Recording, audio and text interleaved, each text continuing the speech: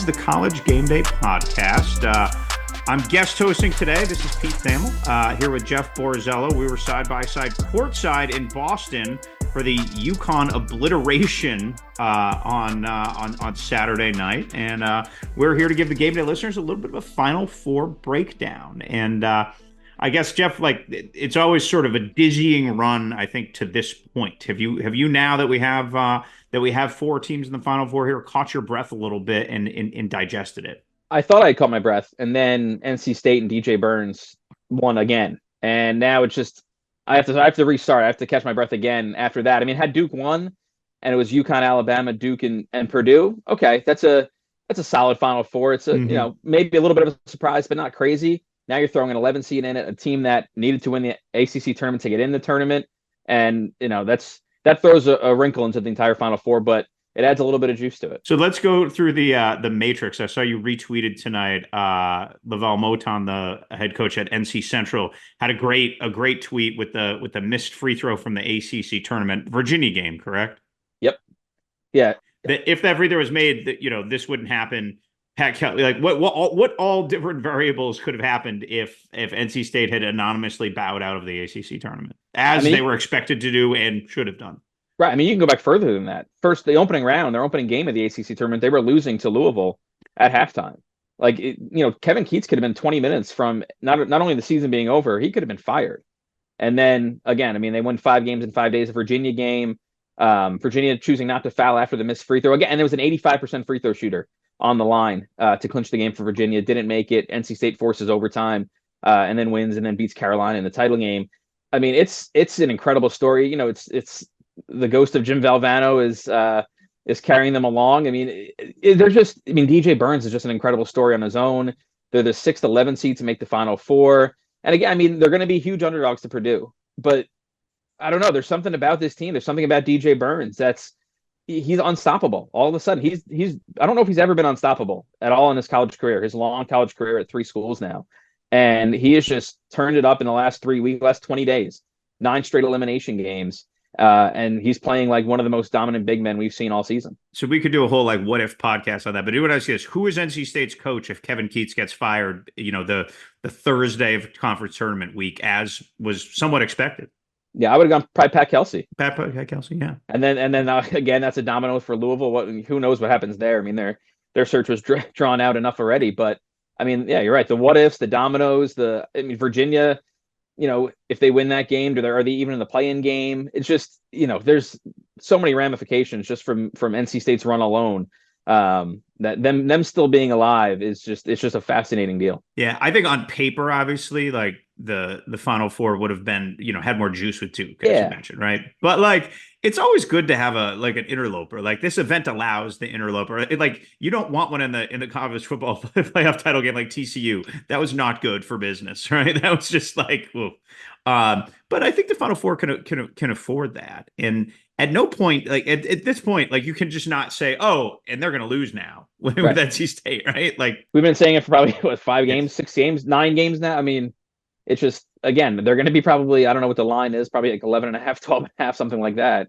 But, I doubt anybody's completely writing them off. I mean, they completely outplayed Duke, and it wasn't, a fluke game. I mean, the second half, they were just unbelievable. I mean, Duke couldn't make shots, and NC State made everything. And it's just an unorthodox way of playing with Burns and surrounding him with shooters. And I don't know. It's just, it's Kevin Keatts. I mean, he's, he was coaching high school basketball not too long ago, and he's worked his way up, and now he's in the Final Four. And 3 of these guys were coaching high school basketball not too long ago. That's a good point. And like you said, it's Duke would have been, it would have been a more classic Final Four, but NC State, it's fun. I mean, and I think that if you're a neutral fan going to the Final Four, I think they're going to have a lot of that crowd on their side. Their women are also going to the Final Four. Yep. Despite the mispainted, mismeasured free throw lines in Portland, just an all-time blunder. And the fact that they kept playing, unbelievable. They agreed to just keep playing. Yeah, no, that was an all-time strange one. But as soon as I saw it, I was like, oh boy, this is to me, this is 10 times worse than the weight room thing a couple of years ago. Yes, agreed. That was during COVID.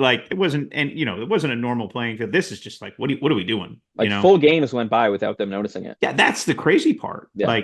Yeah, that's all right. I got distracted. I'm going to add quick on a football note because we talked plenty about Boo Corrigan, the athletic director at NC State here. Hats off to him. He got a lot of flack in the wake of the college football playoff decision this year. He was he obviously was the head of the committee, so he was the face that showed up every Tuesday and had to explain. It's one of the worst jobs in college sports to just get propped up there, like you're basically like going to the dunk tank every week. And yeah, fans got pretty nasty and threatening with him, and it was a bad couple of weeks. And again, no one deserves that type of vitriol for doing their job. So, I saw Boo on the court after the ACC tournament on television. He was crying openly. So Yeah. I can't even imagine what he's feeling like today. I don't know which game he was at or anything like that, but like what a remarkable emotional swing for that school, for that place. Boo Corrigan's one of the good guys. So anyway, just wanted to note that like NC State has always sort of been mired in the upper middle class. And this is what a breakthrough for their university, just to have, this stage for a week. They're the center of the universe, which is pretty cool in hoops. The other place that's the center of the universe is Storrs, Connecticut, which is basically a cow patch off of I-84. You've been there many times, like I have, and there are many times when I'm driving down that road and being like, "This is it. This is where like a basketball juggernaut has existed for the last generation." And we were witness to the 30-0 run, which if it's not unprecedented, somebody probably if there was precedent to that, somebody probably would have dug it up by now, I think, this late in the NCAA tournament for someone to score 30 unanswered points. It was just insane. Jeff, your thoughts watching the UConn evisceration of a pretty good Illinois team? Yeah, I mean, just the stats on their own are just kind of eye-popping. I mean, they've trailed for 28 seconds total in the NCAA tournament. They've won 10 straight tournament games by double digits, the first team ever to do that. I mean, they just won the Elite Eight and Sweet 16 games by a combined 55 points. That just doesn't happen. And it's the fact they did it. I mean, San Diego State came in with a top 10 nationally ranked defense, and then UConn went out and I think it was San Diego State's worst defensive performance since maybe 2015. And then Illinois came in with the number 2 offense in the country, and UConn held them to their worst offensive performance since 2019. Those might be flipped, but I know one's 2015, one's 2019. So, I mean, it was just remarkable. I mean, they were able to do it in 2 different ways. And there was a little stretch in the Illinois game, kind of end of the first half. Illinois tied it up with, I think it was minute 40 left or so. UConn couldn't really make a shot. And Illinois got going just a little bit. Domask was kind of getting whatever he wanted, backing down smaller guards. And you kind of thought, okay, is this the first time UConn's going to sweat? And then they score 5 straight to end the half. And then they score the first 25 to open the second half. And it just kind of became more unbelievable after every basket. And when was Illinois going to score again? It was just an onslaught like I don't know if I've ever seen before at this point in the NCAA tournament. 30-0 run is the biggest run UConn's had under Dan Hurley, period. And they've played, some pretty bad teams in non-conference play, and they just did this in an Elite Eight game against the second best offense in the country that just won the Big Ten tournament. It was unbelievable, and watching the other Elite Eight games over the weekend, I mean, UConn is going to go into the Final Four as the overwhelmingly heavy favorite to go back to back. Yeah, the early lines I saw, we're taping this on Sunday night, was they'll be a double-digit favorite against Alabama, somewhere around 11.5. The word that Dan Hurley used to describe Illinois was spooked. There were so many shots that Donovan Clingan blocked at the rim that they were just kind of like scared to go up. Terrence Shannon got blocked a bunch of times. And again, this is one of the most like vicious scorers in the country, right? He goes downhill, he attacks the rim, and he was like seeing ghosts behind him. Just curious, like that element here. We're going to talk a little bit. It's a big man Final Four, which is quite unusual, but just that element in what he did defensively, I thought was pretty remarkable. I mean, his first 17 minutes on the floor, Illinois scored 4 points. Shannon there was that, and I know I mentioned to you during the game, early second half during that run of UConn, Shannon basically stopped at the free throw line. He refused to go closer to the rim. He was afraid of getting blocked. He just completely changed the game, and Illinois probably should have decided at some point, hey, we're not going to do that anymore. We're going to shoot threes and either force him to come out and guard us, or he could stay by the rim and we'll have open threes. And that's sort of what they talked about. Illinois talked about on Friday going into the game. They said, okay, we have Coleman Hawkins. We can play 5 out. We're going to force them to adjust to us. And well, that didn't quite happen. UConn they didn't put Clingan on Coleman Hawkins. They put, Cam Spencer and some other guys on him. And they said, Clingan, you're going to sit in the lane. And if Ty Rodgers wants to shoot threes, he can. And otherwise, you're going to block everything. Credited with 5 blocks, probably 1 or 2 short of that. And the stat that just is 0 for 19. Illinois was 0 for 19 on field goal attempts contested by Clingan. They didn't make a single shot when he was contesting it. It's just, and again, this wasn't a first round game against a 16 seed. This was Illinois, who had they won that game, hey, maybe they're going to be they've already beaten Purdue this year, so or at least they won the Big Ten tournament. So I don't know. It was Clingan's performance, especially the way he played against San Diego State when he wasn't great. I mean, Jaden Ledee kind of had his way with him early, got into some foul trouble, and we'll talk about this down the line, but that's maybe the concern against Edey. But I don't know if I've ever seen an interior defensive performance like he had against Illinois. Yeah, in passing, Luke Goody, the reserve Illini forward, mentioned in the locker room, he was like, "Well, since there's no defensive 3 seconds," and it was sort of like there was no way for us to dislodge him from that anchor down there, and it's going to be really interesting to see because Alabama, and we didn't see much of that game because we were obviously working after our early game at Boston. They do not have a traditional big, correct? That's just sort of antithetical to the way they play anyway, correct?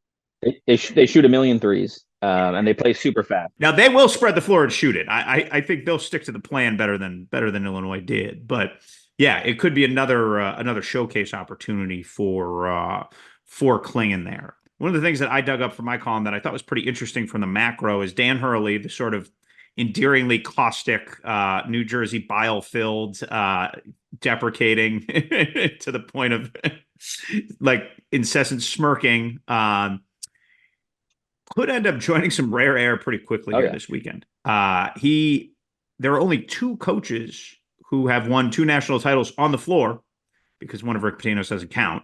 Bill Self is the other one. And all of a sudden, Dan Hurley, who going into last tournament, kind of needed to win a couple games because I don't want a tournament game as coach of UConn. He brought up, I thought it was very classic him that he brought up Teddy Allen. New Mexico State as a 12 beats UConn as a 5. Teddy Allen goes for 37. That game was like a rock fight, as Dan Hurley called it. But they're knocked out of the tournament in the first round for the second straight year. And look, UConn has higher standards than that, and nobody knows that better than Hurley. So. How do you think, Jeff, you're around that program a lot, living in the Northeast. How do you think they got from Teddy Allen to 10 straight 10-point NCAA tournament wins? Like, give me a snapshot of that development from the macro. I think Hurley looked in the mirror and said, we can't win big in March playing the way we do. He's kind of known for, even back to kind of his high school days, he was known for, we're going to play tougher, we're going to be gritty. And they didn't mind rock fights. That was kind of his identity. And I think he said we can't win playing this way. We're going to go out and we're going to build a team that has guards who can score, guards who can shoot, forwards that can shoot, and we're still going to kind of have that nastiness, that kind of us against the world mentality that he has instilled in his team every step along the way. And it's worked. I mean, they've recruited that way. They obviously have played that way. And I think the other thing is the way they've transformed their offense. It seems like most programs around the country, it's just kind of a lot of ball screen continuity offense. And UConn's kind of gone away from that a little bit and said, we're going to do a lot of off-ball movement, off-ball screening, get guys open for threes. And, coaches that have played them say it's the hardest offense to prepare for because they'll run the same play for different guys in different spots, and you just don't really know what's coming. And they have a deep playbook. And, a lot of coaches say, we don't have time to run all these sets and kind of get our guys to memorize all these plays. And Hurley and his staff said, we're going to do this. And they run stuff, and it's just unbelievable sets. When you watch them, it's really hard to prepare for. It's really hard to prepare for on short notice, especially. And sure. So I think Hurley's ability to adapt and realize, hey, what we're doing is not working, I think that's been a huge part of their turnaround. Yeah, Chester Frazier, the Illinois assistant and former great player there, had the scout for that game, and he called their playbook encyclopedic. He just said there were so many plays that, like, you can't just be like, oh, we really need to stop scissors, because And all those plays have different options off them. And Yeah. I think when you play sort of the space pace game with reading and reacting, that's the hard part about stopping it, is that if you're in a state of constant movement and you're reacting to what the defense does, it makes everything much more difficult. Yeah, and at the end of the day, they can also say, "Hey, we're going to throw it into our 7'2", top 5 pick center." And he wasn't great against San Diego State, like I said, but he was dominant against Illinois with his back to the basket. And they have an All-American point guard in Tristan Newton. Like, they have guys that when plays break down, they could say, "Okay, go make a play," and they do it. It's really remarkable what they're doing offensively. And now after they're showing against Illinois, they're top 5 defense now too. So that toughness that Hurley wants, they still have that edge. And the other part is, and it's kind of fascinating to me, they don't seem to play with any sort of weight of anything. I mean, they're going for the first repeat since Florida in 06-07, and I don't know if you'd be able to tell as an outsider. They don't seem to have any sort of pressure on them, and they've talked about that it's just sort of, we're going to play our game. Newton, after the 30-0 run, and he said we shot 33%. We were up by 5 in the first half. We know we're not going to shoot 33% for the game, and once our offense starts scoring points, the game's over. And I just think that they have an incredible level of confidence that they're playing with right now, and the staff prepares them well, and then they go out and execute it really well. And again, they just have that kind of chip on their shoulder, that toughness that Hurley has kind of instilled in them. You did a story last week, Jeff, about the difficulty of repeating, and talked to a slew of people, be it Billy Donovan, the last coach to repeat, or guys who've tried and failed, Jay Wright, Scott Drew. What was one takeaway that you have now, looking back on that story a few days later, that surprised you or stood out to you at the difficulty of doing what UConn is on the cusp of doing here? Well, I think part of it was Hurley reached out to coaches that had tried to do it. I mean, he said he talked to Billy Donovan. He reached out to Tom Izzo. He reached out to people that had either done it or tried to do it and couldn't. And he just kind of wanted to get a feel for hey, what'd you guys do? And Billy Donovan told me, he said, the first thing you have to do is separate it. You're not defending anything. That championship is over. That doesn't get you a single point in any game next year.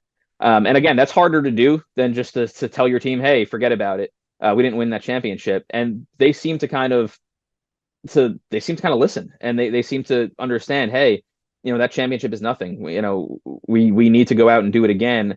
And Jay Wright said something that I thought was interesting, and kind of Scott Drew alluded to this too, is that you're taking everyone's best shot every single game. Mm-hmm. And the fatigue of that, the mental fatigue of, hey, we're everyone's Super Bowl, and we have to go out every single game and be everyone's Super Bowl. And it just kind of weighs on you after a while.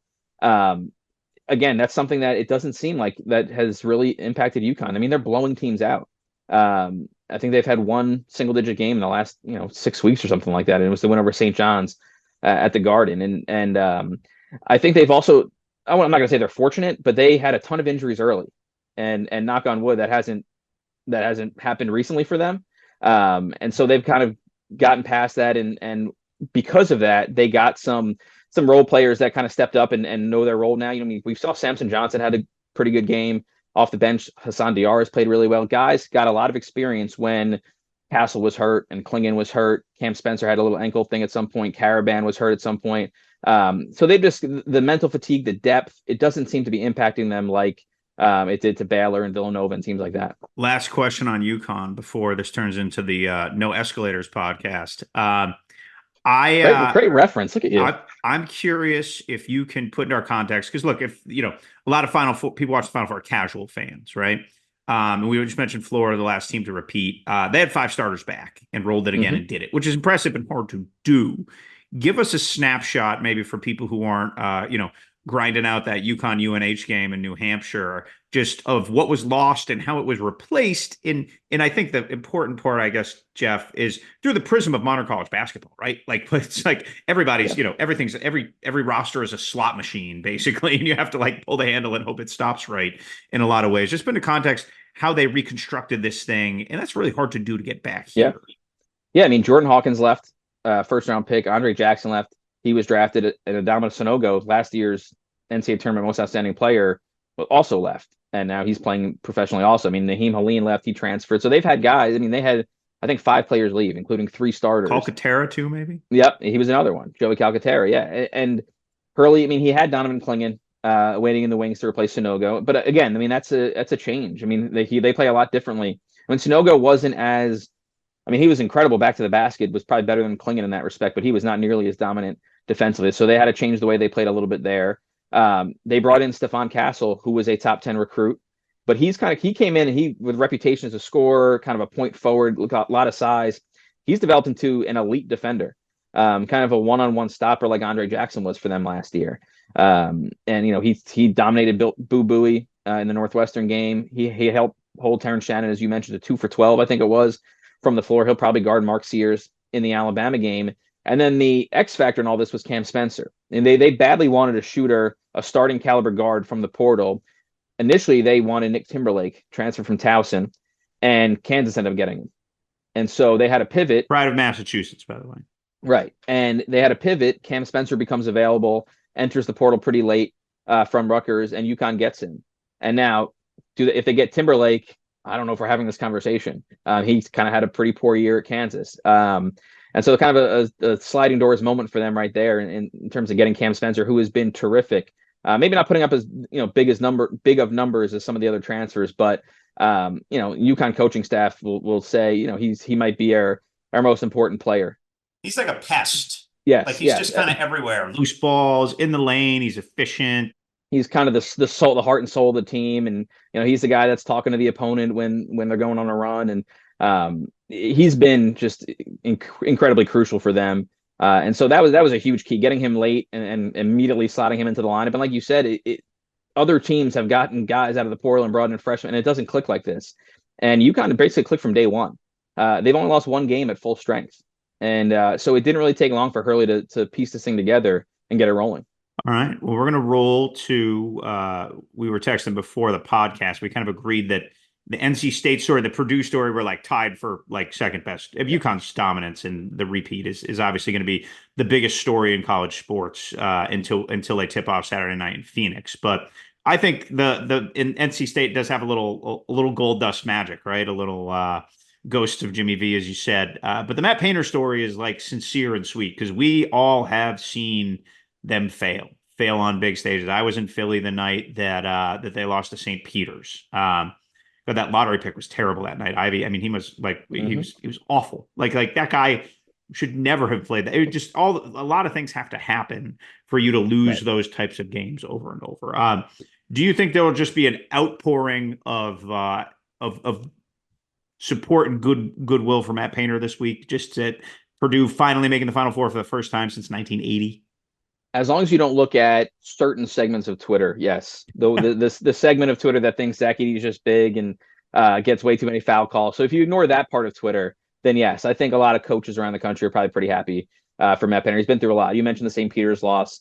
Obviously, the loss. I mean, they were the second Virginia, and now they're trying to kind of pull off that turnaround after last season. So they kind of developed that reputation for we can't pick them to do it until they do it. And now they finally got over the hump and got into the Final Four, and they did it in an incredible game. Great game. Edey and Dalton Knecht were the two best players in the country all season. Edey had a pretty sizable lead for the National Player of the Year award, but Knecht was incredible, best transfer in the country by far, and they put on an absolute show. I mean, Edey had 40, Knecht had 37, but Edey just got a little bit more help when it mattered. Guys made Lance Jones made a couple of big shots, Lawyer made a couple of big shots. And Tennessee just didn't get much outside of Knecht.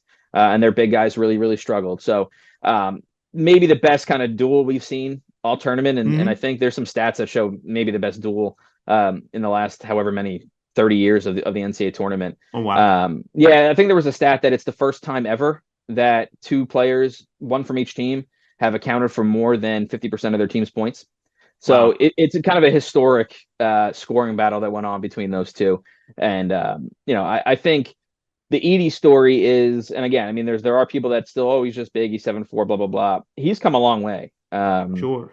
I mean, he was a hockey and baseball player growing up, and he bailed on baseball because umpires couldn't figure out how to call balls and strikes because he was too big. And so he pivoted to basketball, and obviously the rest is history. But he's come, he's developing. At this point last year, it was, 16-1 loss aside, he was not getting drafted. That's why he came back. That's why he came back to school. And now, he's kind of a borderline lottery pick. He's gotten better. You think he'd go that high, huh? You think he's a top 20 pick? I think he could. Because at that point in the draft, I think that there are. I mean, NBA scouts will say it's kind of hard to see him not sticking around in the NBA for 7 years. And at that point in the draft, you're probably a bottom tier playoff team, and that is good enough for you, I think. And so I do think that there are a lot of teams that will take him in that area, and he's really come a long way, especially defensively. He's more mobile than he was a couple of years ago. He's better at the rim than he was a couple of years ago. He's got better hands. Every little facet of his game has improved. And, I think we saw today, I mean, Tennessee threw everything at him, 3 bigs and fouls and everything. And he just dominated time and time again. And we're looking ahead. Him versus Clingan would be an incredible one-on-one matchup, but him versus DJ Burns, that he has to go through the magical breakout run of DJ Burns first. I think it's a good point on Edey, because there's sort of been a bit of a paradigm shift, I feel like, for NBA front offices of if you can't get an elite talent in the top 15, you draft an older guy because you know what you're getting and he can help you. And I think about like the Celtics' third big is the kid from Utah State. Is it Nemus? Yep. You know what I'm talking about? Yeah, played in 2019, 2018, something like that. Yeah.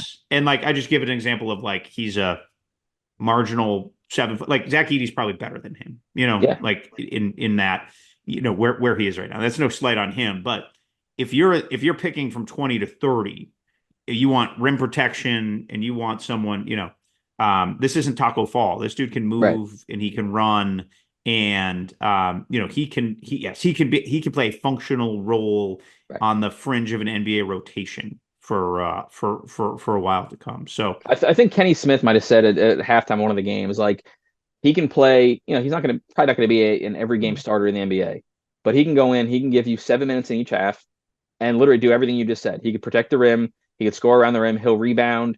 Maybe a foul or two. And he'll just be really big and really good for those 14 minutes, and that's fine. He's a generationally dominant college player. Oh, yeah. For me, it's just hard to see him not succeeding or having some level of success in the NBA. Yeah, now he could probably go make a killing in Europe, right? Oh, yeah. Like he could go be like the best player over there. How skilled is he? Like I've seen, he passes the ball pretty well, I would say, right? Like maybe not as well as like Clingan, who we just saw, who can kind of buzz it around a little bit, but he's become a pretty functionally skilled player, right? Yeah, I mean, he's not really going to step out and shoot. I think he did make a 3 toward the end of the season, maybe the first of his career, I want to say. Oh, wow. But he's capable of catching it at the free throw line and kind of finding somebody. And he's really good passing out of double teams. Not as good as DJ Burns, who is just an incredible passer, but he is good enough where if you're going to come at him with a double team, he's just bigger than you. He could just look over you and pass to somebody else. But he's got good enough vision. He doesn't really force things. And the other thing is he just gets incredible position time and time again. Against anybody. You talk to coaches in the Big Ten and everyone says, we're going to front him, push him away from the rim, put him, force him to his left. And they just say, good luck. Everyone's tried this stuff for 4 years. That hasn't worked. And so it's the way the refs kind of officiate him against Clingan, if that is the title game, or him against Burns too, that's going to be fascinating. Because again, I'm not one of those people that says, hey, he gets away with stuff. And, but, I think there was a part of the Illinois fan base yesterday that thought Clingan probably got away with a few fouls at the rim. Now, I don't think he did. It looked like he went straight up a few times, but he gets 2 fouls in the first 6 minutes against Edey, and suddenly they're going to Samson Johnson. It's an entirely different game. So how the refs kind of officiate him moving forward the next 2 games is going to be interesting to see. Yeah, with the big man Final Four, the throwback Final Four that we have, how the game is called, I think is going to be at a lot of focus this week for like the hoops head types, like, because NCAA tournament games tend to be called tighter, Jeff, correct? Because the officials all want to move on, so they don't want to miss fouls because it will cost them in their evaluation. Right. Yeah, I mean, that was kind of the thing, or kind of the trope with Big Ten teams is that, it's officiated differently in the NCAA tournament. That's why Big Ten teams don't win. I don't know how true that is, the reason why the Big Ten teams don't win generally, but it is, it's considerably tighter. You're supposed to get away with less in the tournament, especially in the Final Four when, all eyes in the country, all eyes in the sport are watching you. Quick autopsy on Tennessee's season. They played well. I feel like that was one of those games that was a really good game for 38 minutes and it didn't end great. So it might not be remembered as a classic, but I thought it was a really fun back and forth, 2 superstars going at it. Rick Barnes obviously comes up short of the Final Four, but has a pretty darn good season. How do you think this Tennessee team gets remembered, Jeff? I think it's going to be remembered for Dalton Knecht for the most part. Again, he was incredible all season. Just the way he shot the ball, the way he from day one. I mean, I think it was Michigan State they played in the preseason an exhibition game, and he was immediately the best player on the floor. And that doesn't generally happen for guys from Northern Colorado or transfers in general. And he just hit the ground running and was just the best player in every single game they played until they played Purdue. And Edey went for 40 on him. Where does he get drafted, Jeff? Lottery. I mean, he's 6'6". He's just a terrific shooter. He can get his own shot off the bounce. I do find it interesting that after today's loss, after Sunday night's loss, Tennessee was 4-4 in games he scored over 30 points. And we briefly mentioned at the beginning he just didn't get enough help. Edey got help and Knecht didn't. And it seems like, especially down the stretch of the season, Tennessee kind of waited for him to do stuff and hope that it would be enough to carry them. And it just wasn't a lot of the time. But I think that this team, I mean, Knecht is a senior, Vescovi's a senior, and James is a senior. The rest of the guys, for the most part, can come back. Mm-hmm. And, I think Barnes is going to hit the portal and hopefully strike gold again with a Knecht type player. But the other part is the past couple of years, they've been fairly anemic offensively, and they've been just a grinded out defensive team. I'm not going to say that they transformed the way that Hurley has transformed UConn, but I think they played a lot more open. A lot of that had to do with Knecht, just giving them a little bit, just a huge plus on the offensive end of the floor. But I think Barnes realizes, hey, to win in March, you got to be able to score the ball. And they were still really good defensively, and I think they're going to continue to be. But I think that he's going to go into the portal and say, hey, we got to get some more scorers and replace Knecht and just kind of play the way that we did this year. And I think Tennessee's going to kind of look to play that more faster paced, more perimeter shooting, more offensive style. Who do you think would be a better dancer, DJ Burns or you at a club? Burns, man. I mean, like, did you see it? I think it was the second half during the review. He was kind of like, he was getting after it on the court didn't stop dancing. I'll never forget that. Like when I think about this tournament 10 years from now, I'm just thinking about him at the free throw line between free throws, just kind of moving and going. And it's just I put my money on him today. Yeah, I put my money on him. I put my money on him out dancing me. If we had a dance battle. How's your footwork? Is it as good as his?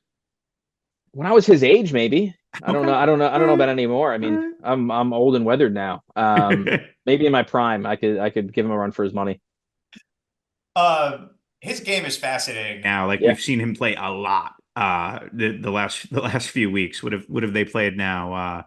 9 games. Nine games in 20 days. Yeah. So, first of all, he's lefty, so everything's a little bit cooler, right? It just looks a little different and it's a little good. But his touch, man, like that's got to be a rare 1% kind of touch, especially passing, right? Yeah, I mean the first thing is that just the fact that he's a lefty makes him unique to guard. I mean, most guys are just you force a guy left and he's going to struggle. Now it's just kind of everything's flipped around, but. We've seen he's thrown in some, the jump hooks and up and unders and like you mentioned, the footwork is just fantastic back to the basket. And then the passing, he's made some passes that, especially in the Marquette game when he kind of struggled to score around the rim and dealt with a little bit of foul trouble. He was just finding guys that I didn't see how he thought they were open. And they got there with not intercepted, not touched, not anything, got there on a fly in shooting position. Perfect pass. He had 7 assists against Marquette in that game, and it's the vision, the passing, and you would think that someone like Filipowski for Duke would be able to kind of take him away from the basket defensively and kind of go off the dribble or make shots and really kind of give him problems, and that didn't happen. And the same thing with Marquette. Oso Ighodaro, I kind of thought the same thing. Inside outside guys that could bring him away from the basket, beat him on his just kind of test his foot speed. He's listed at 275. That might be being nice to him. Like he's not incredibly quick laterally, and he's been able to hold his own against quicker 5 men and guys that could take him outside. And he's been going the other way and just kind of putting them, kind of whatever he wants to do to them on the offensive end, he does. And 29 against Duke, 24 against Oakland, 16 against Texas Tech, 20 against Baycott.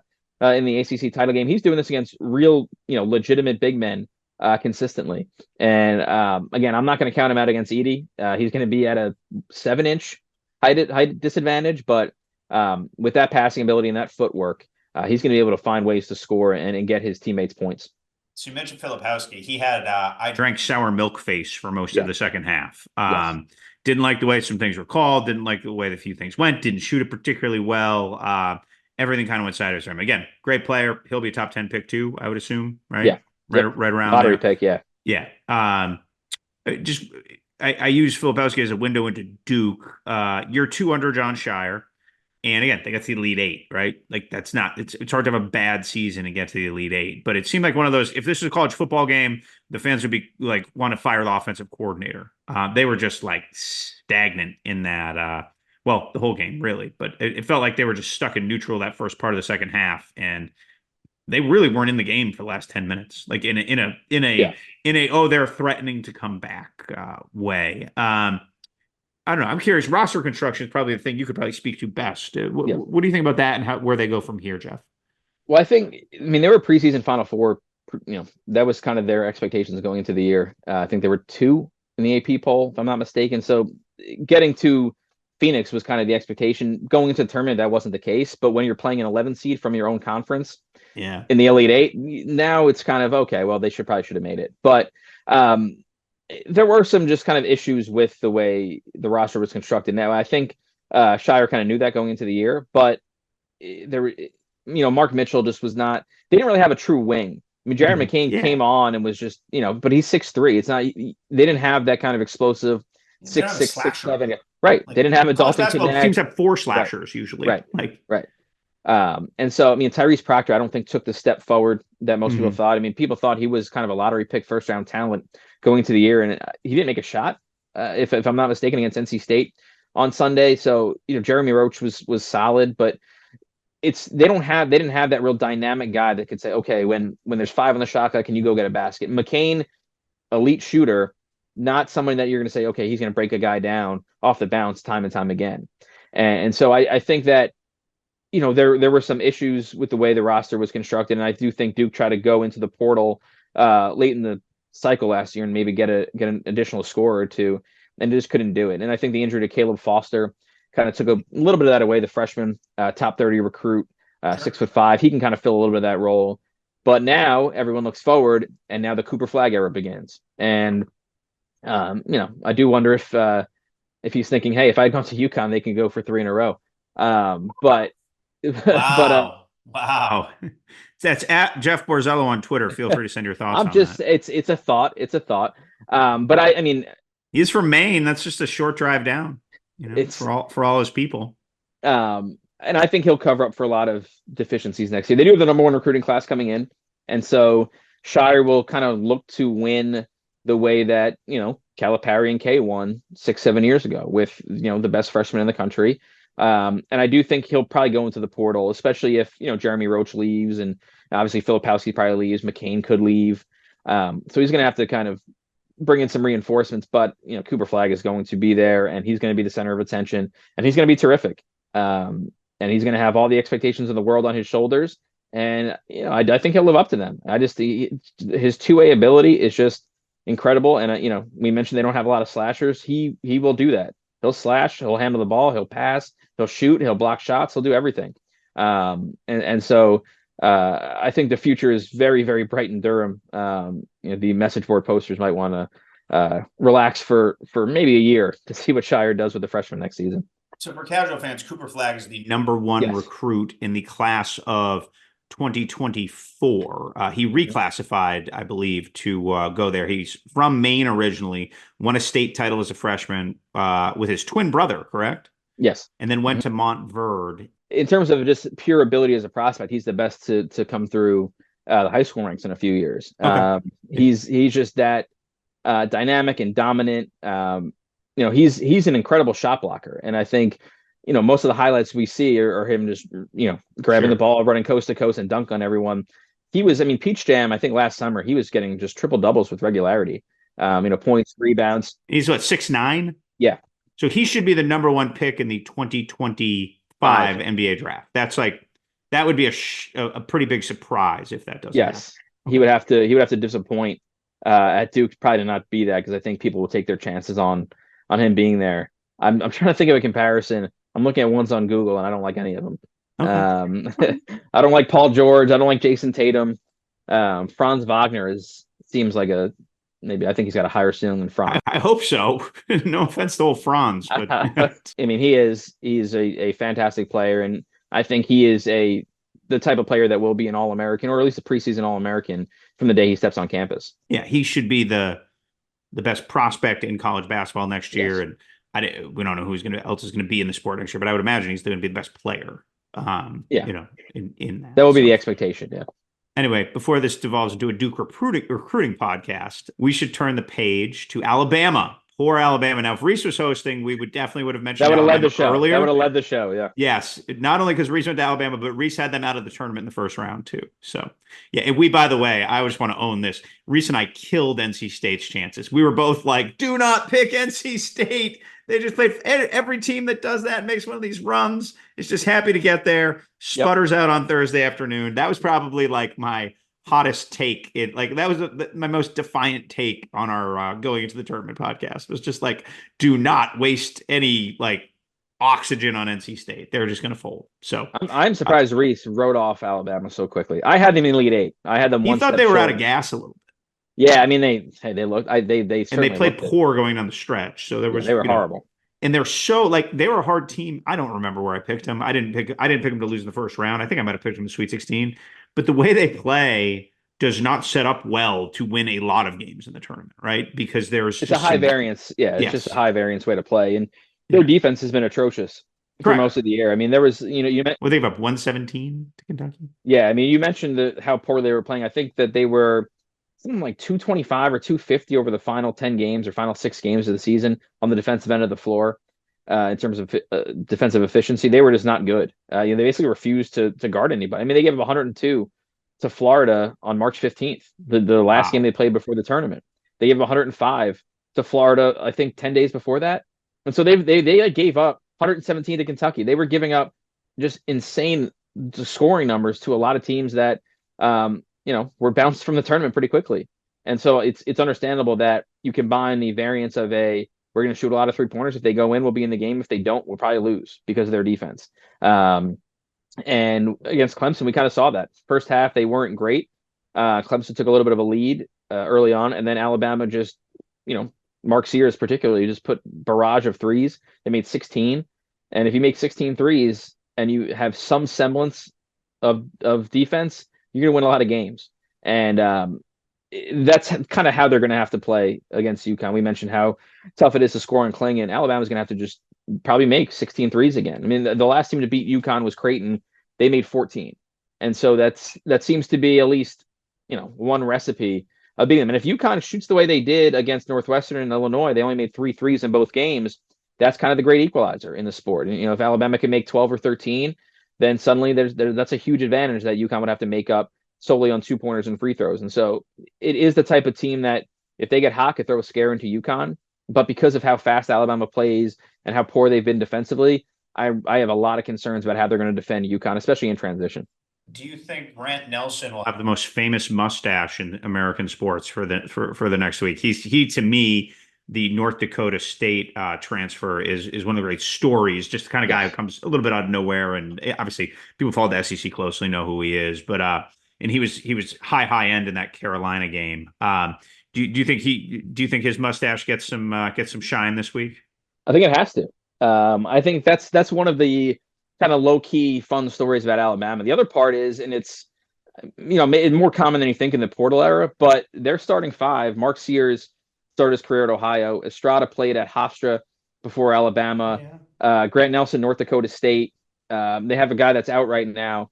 Latrell Reitzel was at Fullerton before he came here, and Pringle, I think, started his career at Wofford before going JUCO. And so they are the face of the transfer portal era in college basketball. And if they didn't play for Alabama, like the most dominant brand of the last 15 years in college football, they would probably be a little more feel-good story to that's fair to them. But it is amazing just how roster construction like that 5 years ago would have been unheard of. And just that would have been considered like going rogue. I mean, you would have been the yes. That was like how New Mexico State built their rosters 5 years ago, not Alabama built their rosters 5 years ago. Yeah. But Nate Oates has perfected it. He's figured out, hey, we're going to shoot a lot of threes on a lot of layups.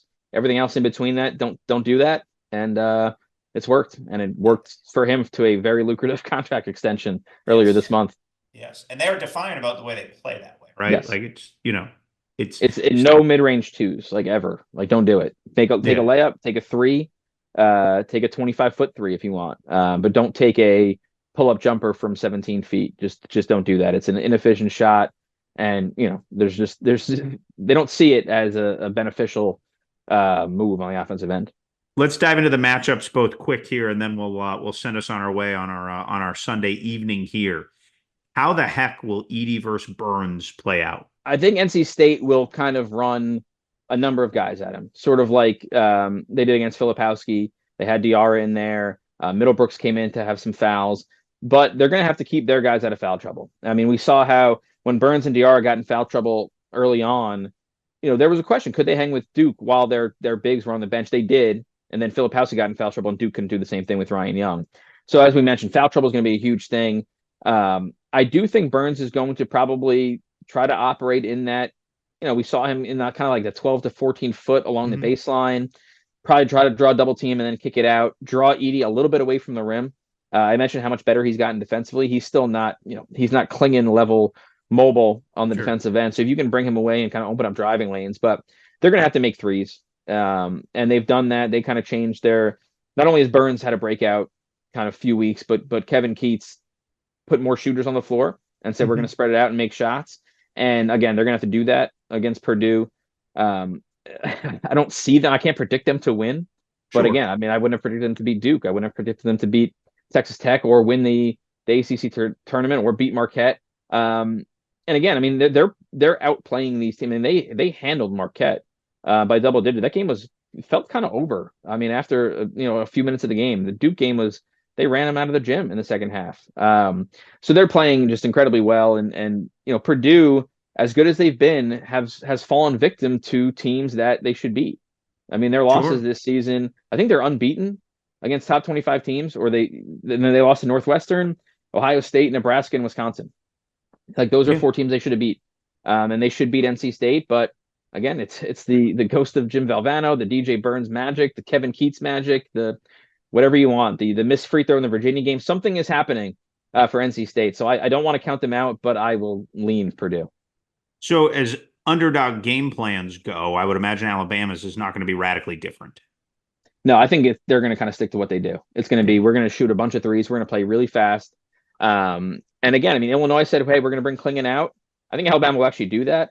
I don't know if they're going to be capable of guarding Clingan at the other end. They got a really good game out of their freshman, Jaron Stevenson, against Clemson. Can he do that twice in a row? Can Pringle play well? Can Grant Nelson and his mustache play well? They have a lot of things that need to go right for them, but the biggest thing will be making shots from three. And again, Stephon Castle, I mentioned how good he's been defensively. If he can lock up Mark Sears like he did Bowie and Shannon, I find it hard to believe that Alabama's going to score enough to beat UConn. Yeah. Castle's an impressive athlete, seeing him in person twice here. I mean, he's just like, he could be like a nickel corner in the NFL. He's got like a stoutness to him and a build and a burst that is really, really impressive. Let me ask you this. For our hardcore college basketball fans, who are the 3 best players in the transfer portal right now? For all the forlorn fan bases dreaming of next year and roster revamping, who are the standouts in the portal? I saw you refreshing the portal diligently for 4 straight days in Boston. I never leave it. AJ Storr, Wisconsin, started his career at St. John, so he'll be going on his 3rd school in 3 years, all Big Ten player. I would say he's the best. Stanford, and you and I have texted about this, they probably have 4 of the 30 best, 50 best guys in the portal, and they were fairly dreadful this season. But Maxime Reynaud is really good, skilled, French big man, so he's probably up there. And then I think you can kind of pick your favorite mid-major kind of stud. Terrence Edwards will be a guy that most people remember from how well he played against Wisconsin in the NCAA tournament. Yep, from JMU. He's in the portal. Danny Wolf, guy from Yale, all Ivy League player. There's a lot of, I mean, if you were a all conference player at a low major or mid-major school, chances are you're in the portal right now. And so you can kind of take your pick of your favorite Summit League Player of the Year type of player, who, by the way, Zeke Mayo is in there also. You can pick your favorite, and that's probably a top 5 transfer as well. All right, we're in a rapid fire today. Here, the Pat Kelsey hire at Louisville has probably been the defining hire of the cycle here. What's your gut reaction to how that will go? I like it. I think he's just what they need. I think Louisville needed someone who's going to bring some energy, kind of reignite the fan base. We've seen, on social media when he was at Charleston, he's going around campus and, talking to students and, doing selfies and videos, things like that. That's what Louisville needs. They haven't really had that. I mean, Kenny Payne didn't really have that. Chris Mack is not that type of guy. And they need someone who's going to just kind of reignite that fan base. And I think he's going to win. I mean, he's won at 2 schools. He's been to the tournament. He plays with an identity. I do like the hire, even though it's kind of took them a long time to get there. Isn't he a big rim hang guy? Aren't those the videos of Kelsey online? Yes, dry fit polos and hanging on rims. And I think if your shoe falls off in practice, you throw it into the stands. Yeah, he's got a lot of quirks. He does have some inner fire though. Like he's not going to back down to the dude 80 miles to the east. He's not going to flinch at ACC blue bloods, right? Like Pat Kelsey has confidence in Pat Kelsey from the times I've been around him. And that's why I thought, and we mentioned NC State before and how he might have been a logical pick there. I think he's going to go into the ACC and look around and say, I'll go toe to toe with pretty much anyone in this league right now. And he's probably going to bring, 3 or 4 of his guys from Charleston, so he'll have some sort of continuity. It's going to take I don't think he's going to go 25 wins this season, but I just have faith that he's going to kind of turn it around and kind of bring some wins back to Louisville. All right, let's wrap up with fearless predictions. Jeff, who plays Monday night and who wins?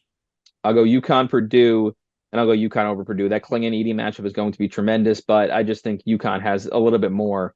Will offer more help and just has too many weapons. And again, they're just playing at an insane level right now. And if they win, then the discussion begins on where do they stack up in the greatest teams of the last however many years, maybe ever.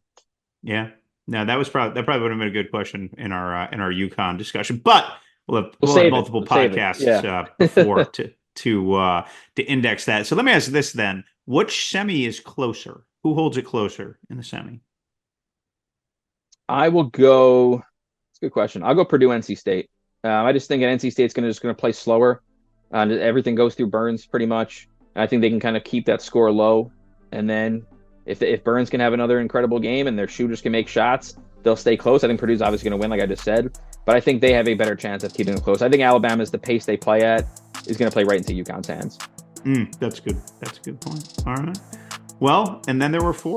Jeff Borzello. Look forward to sitting next to you in Phoenix this week, and hopefully we'll have a good wrap up pod before we're said and done here. Thanks for joining us on the GameDay podcast.